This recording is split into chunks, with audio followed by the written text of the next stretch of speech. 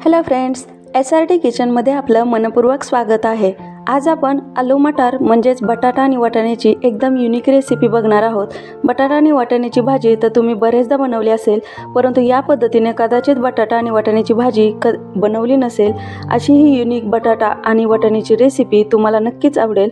चला तर मग रेसिपीला सुरुवात करूया। ही भाजी बनवण्यासाठी मी एका मिक्सरच्या भांड्यात 1 कप एवढे फ्रेश वाटाणे घालून घेतले आहेत। आल्याचे तुकडे घालून घेतले आहेत, त्यानंतर 4-5 लसणाच्या पकळ्या घालून घेतल्यात आणि हे हिरवी मिरची असे तुकडे करून घालून घेतले। थोडीशी कोथिंबीर आणि अर्धा चमचा जिरे घालून याची जाडसर असं वाटण बनवून घेणार आहोत। हे पहा, असं जाडसर असं वाटून घेतलं आहे। आता हे एका बाउलमध्ये काढून घेणार आहोत। असं सर्व मिश्रण या बाउलमध्ये काढून घेतलं आहे आणि आता एका बाउलमध्ये 2 बटाटे असे साली काढून पाण्यात ठेवले होते, ते एका खिसणीच्या साहाय्याने आपण खिसून घेणार आहोत। हे पहा, असे दोन्ही बटाटे आपण खिसून घेतलेले आहेत। बटाट्याच्या स्टार्चमुळे पाणी थोडं पांढरट दिसतंय। आता हे 2-3 वेळा धुवून घेणार आहोत आणि धुतल्यानंतर पाणी पहा किती क्लीन झालं आहे। आता हे बटाट्याचा खिस पाणी काढून वाटाण्याच्या पेस्टमध्ये घालून घेणार आहोत आणि हे पहा, सर्व बटाट्याचा खिस असा पेस्टमध्ये घालून घेतला आहे। आता तो पेस्टमध्ये मिक्स करून घेऊया। मिक्स झाल्यानंतर त्यामध्ये अर्धा चमचा लाल तिखट, पाव चमचा हळद, अर्धा चमचा धनेपूड आणि अर्धा चमचा चाट मसाला घालून मिक्स करून घेऊया।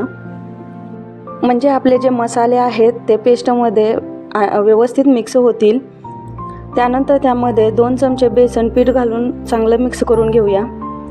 बेसन पीठ घातल्यामुळे आपण जे टिक्की बनवणार आहोत त्याला व्यवस्थित असं बाइंडिंग येतं। त्यामुळे आपण यामध्ये आता मीठ वापरलेलं नाही, मीठ आपण नंतर वापरणार आहोत। तर हे सर्व व्यवस्थित मिक्स झालेलं आहे पहा।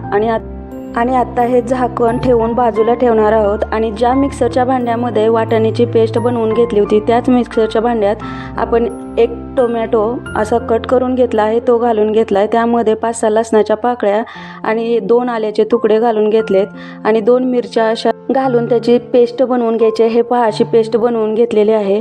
आता एका कढईमध्ये 2 चमचे तेल घालून घेणार आहोत। तेल गरम झालं की त्यामध्ये 1 चमचा मोहरी घालून घेऊया। मोहरी थोडी तडतडली की त्यामध्ये 1 मध्यम आकाराचा बारीक चिरलेला कांदा आहे, तो घालून घेऊया। कांदा थोडा परतला की त्यामध्ये 1 तमालपत्र आणि 2 लवंगा घेतलेल्या आहेत, त्या यामध्ये घालून घेऊया। कांद्याचा रंग बदलेपर्यंत आपल्याला हा कांदा परतून घ्यायचा आहे। हे पहा, कांद्याचा असा रंग बदललेला आहे। आता यामध्ये 1 चमचा लाल तिखट, काश्मीरी लाल तिखट घालून घेतलेलं आहे, तेही परतून व्यवस्थित घेतलं। त्यामध्ये आपण जे टोमॅटोची पेस्ट बनवलेली आहे ती घालून घेऊया। ती व्यवस्थित परतून घ्यायची आहे आपल्याला। आणि टोमॅटो कच्चा वापरलेला आहे, त्यामध्ये 1 वाटी एवढं पाणी घालून आपल्याला तो चांगला शिजवून घ्यायचा आहे। त्यासाठी मी ते झाकून ठेवलेलं आहे। टोमॅटो आपला शिजतोय तोपर्यंत आपण पुढची स्टेप बघूया। आता आपण जे मिश्रण बनवून ठेवलेलं होतं बटाटा आणि वाटाण्याचं, त्यामध्ये चवीपुरतं मीठ घालून त्याची अशी एक छोटासा गोळा घेऊन टिक्की बनवून घ्यायची आहे। हे पहा, ह्या पद्धतीनं अशी एक टिक्की बनवून घ्यायची। अशा सर्व टिक्क्या बनवून आपण त्या फ्राय करून घेणार आहोत। त्यासाठी एका पॅनमध्ये 1 चमचा एवढं तेल घालून घेतलं आहे। तेल आपल्याला पॅनमध्ये व्यवस्थित पसरवून घ्यायचं आहे। त्यामध्ये या टिक्की जे बनवून घेतलेल्या आहेत त्या ठेवून घ्यायच्या आहेत। आणि हे पहा, या जेवढ्या टिक्की बनवलेल्या आहेत तेवढ्या सर्व मी या पॅनमध्ये ठेवून घेतलेल्या आहेत। आपल्याला ह्या दोन्ही साईडने व्यवस्थित शालो फ्राय करून घ्यायच्या आहेत। खालची बाजू भाजली की आपल्याला त्या पलटून घेऊन दोन्ही साईडने व्यवस्थित भाजायच्या आहेत। हे पहा, मी टिक्की पलटून घेतलेल्या आहेत। अशा सर्व टिक्क्या पलटून घ्यायच्या आहेत आणि त्या खालच्या बाजूनेही व्यवस्थित भाजून घ्यायच्या आहेत। आणि तुम्ही बघू शकता या टिक्की दोन्ही बाजूनेही व्यवस्थित भाजलेल्या आहेत। आता आपण त्या काढून घेऊया। तुम्ही या स्नॅक्स म्हणून सुद्धा बटाटा आणि वाटाण्याच्या टिक्की खाऊ शकता। खूप छान टेस्ट येते या टिक्कीची। आता आपल्या टिक्की तयार आहेत आणि टोमॅटो जे शिजायला ठेवला होता तोही व्यवस्थित शिजलेला आहे, हे पाहू शकता तुम्ही।